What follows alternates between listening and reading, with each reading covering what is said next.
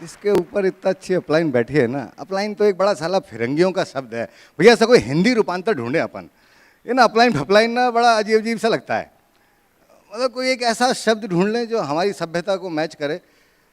तो जब भैया बैठे हैं तो हर चीज़ पॉसिबल है। मैं यकीन मानना दोस्त, अगर कहीं बीच में डाउट भी लग रहा हो ना, जैसे दारू पीने वाला पढ़ लेता है कि शराब से मरता है लेकिन उसे भरोसा नहीं होता कि शराब से मरता है, तो अगर ऐसा डाउट है तो डाउट को ख़त्म कर देना।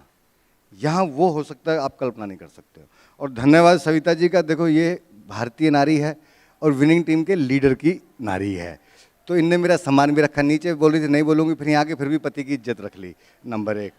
दूसरा, विनिंग टीम की मैं हकीकत बता रहा हूँ, मेरा अलग नेचर का हूँ और ये अलग नेचर की है, फिर भी 29 साल हो गए उस नेचर को मिलाते हुए।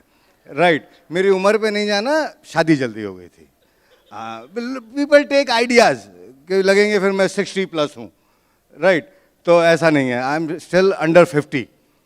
तो she is very intelligent about this business. ये इस बिजनेस में वो काम करती है, आज तारीख तक का कोई एक दिन नहीं है। वरना मैं हकीकत बता रहा हूँ, जितनी बहनें महिलाएं हमारे घरों में हैं, वे यदि चाहें तो वे अपने पति का नाश कर सकती हैं। करती तो हैं ही, लेकिन वे चाहें तो वे और ज़्यादा कर सकती हैं। सही बता रहा हूँ, मैं उनका कह रहा हूँ जो नाश कर देती हैं। लेडी सबसे इंपॉर्टेंट रोल है हमारे जीवन में, तो है ही, वो देवी भी है। लेकिन एक लेडी किस तरह से बिहेव करती है घर में वाइल बिल्डिंग दिस बिजनेस, ये बहुत इंपॉर्टेंट है। ध्यान रखना, इन आदमियों के बस की नहीं है धंधा करना।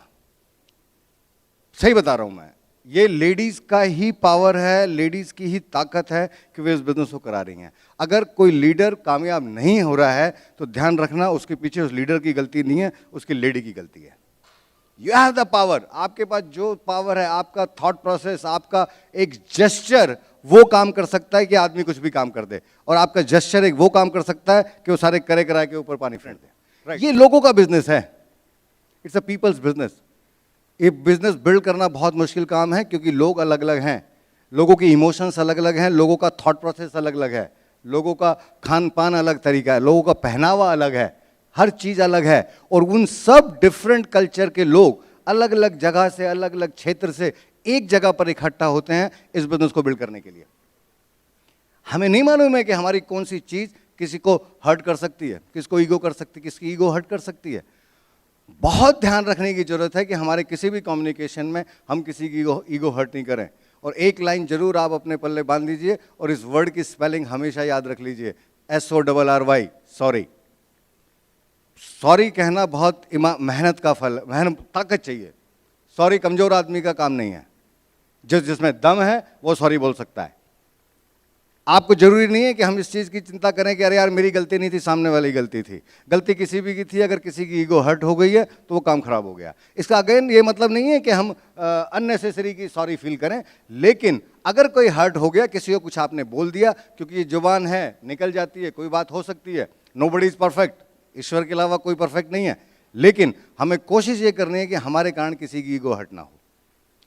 बड़ी चीज़ों से कभी किसी को तकलीफ नहीं आएगी। जब भी तकलीफ आएगी किसी को, ईगो जो हर्ट होगी वो बहुत छोटी छोटी चीज़ों पे होगी, बहुत छोटी छोटी चीज़ों पे। तो अगर हम छोटी छोटी चीज़ों पे ध्यान रख लेंगे तो बड़ी चीज़ें अपने आप हो जाएंगी। बड़ी चीज़ों से हर्ट नहीं होते कभी भी। ट्रक वाला एक्सीडेंट कर देता ना पैदल वाले का, तो पैदल वाले की ईगो हर्ट नहीं होती, वो खत्म हो जाता है। साइकिल वाला अगर उसको मारता है ना तो उसकी ईगो हर्ट हो जाती है, वो लड़ना शुरू कर देता है। ट्रक वाले को तो वो कुछ कह ही नहीं सकता, क्योंकि कहने के लिए बचता नहीं है।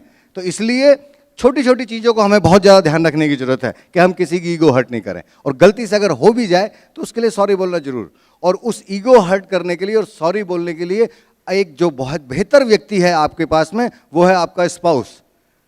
अगर आप जेंट्स हैं तो आप अपनी वाइफ को सॉरी बोलिए। हम चक्कर क्या, हम अपनी वाइफ को सॉरी बोलना नहीं चाहते हैं, और वाइफ भी ऐसी ही हैं, वे अपने हस्बैंड को सॉरी बोलना नहीं चाहती हैं। वे रिक्शा वाले को तो सॉरी बोल देंगी, लेकिन अपने वाले को नहीं बोलेंगी। आई डोंट नो क्यों, ये साइंस है भैया, मैं समझ नहीं पाया, कोई नहीं समझ पाया एग्जैक्ट वैसे कायदा देखा जाए तो।